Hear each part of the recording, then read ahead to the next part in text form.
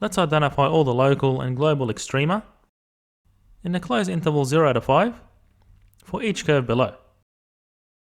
So if we start with this blue curve, from 0 to 5, this point here is the absolute or global maximum, because there's no other y value on this curve that's larger than this one.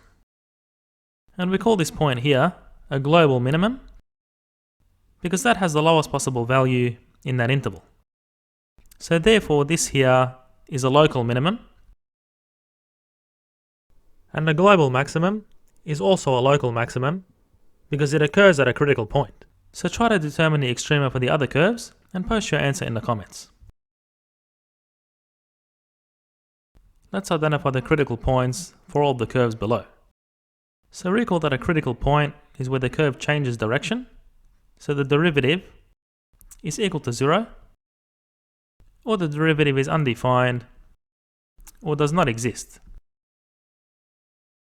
So for this red curve, we can see that this point here has a 0 slope or a horizontal tangent to the curve, and so does this point. So these are critical points. And for the parabola, this here is a critical point for the same reason, where the derivative is equal to 0. And for this curve over here, we have a cusp. So in this case, the derivative is undefined, but we can see there's a change of direction. So therefore this is also a critical point.